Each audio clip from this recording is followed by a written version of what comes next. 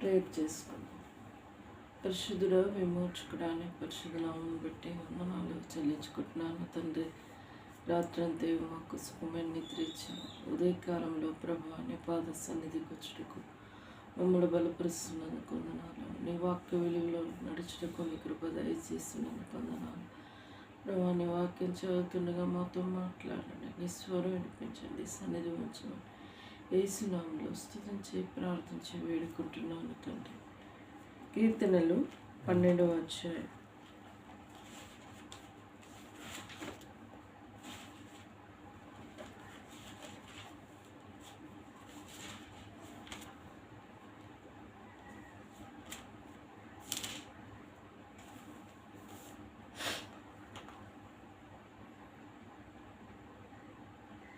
అందరూ ఒకరితోనొకరు అబద్ధములాడుదురు. మోసకరమైన మనసు గలవారై ఇచ్చకములాడు పెదవులతో పలుకుదురు. కీర్తనలో 12వ అధ్యాయం.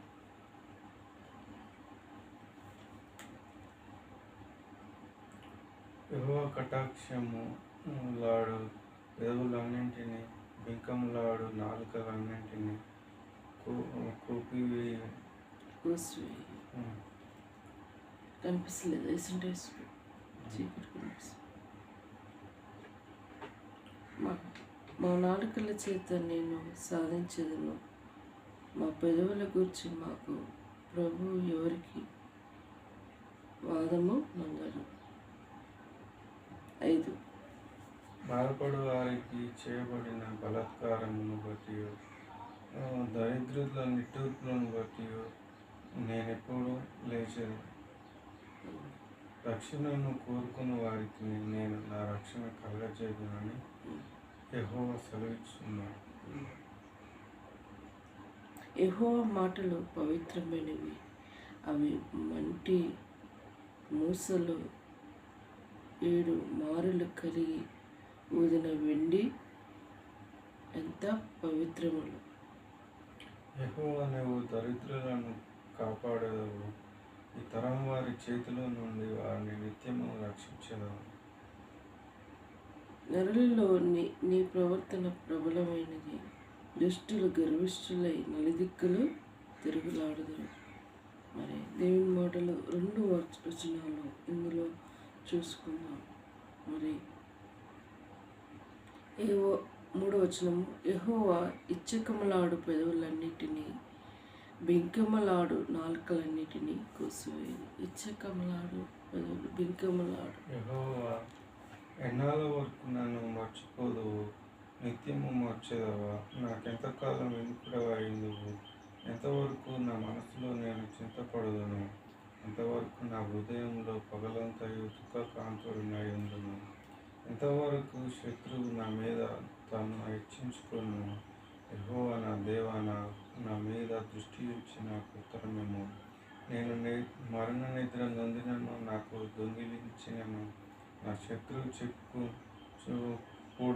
చెప్పకూడదు. నేను కూలిపోయి ఉండగా నా విరోధులు హర్షించకూడదు. నా కన్నులకు వెలుగునేమో. నేనైతే నీ కృపయందు నమ్మికించి ఉన్నాను. నీ రక్షణమైన నా హృదయము హర్షించుచున్నది. యెహోవా నాకు మహోపకారం చేసి ఉన్నాడు. నేను ఆయనను కీర్తించాను.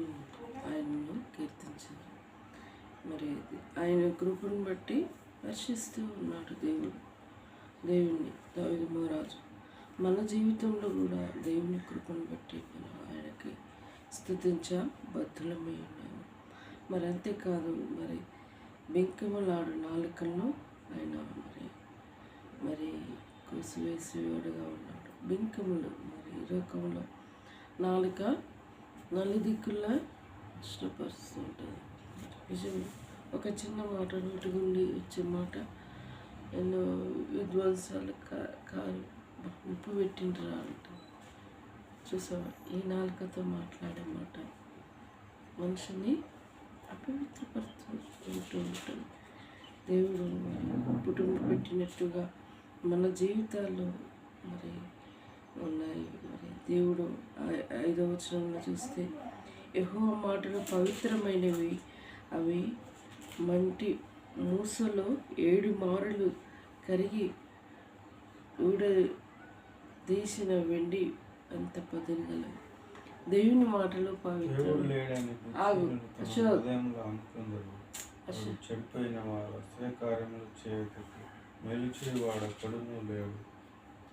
వివేకం కలిగి దేవుని వెతుకువారు కలరేమో అని యెహోవా ఆకాశం నుండి చూసి నరులను పరిశీలించెను.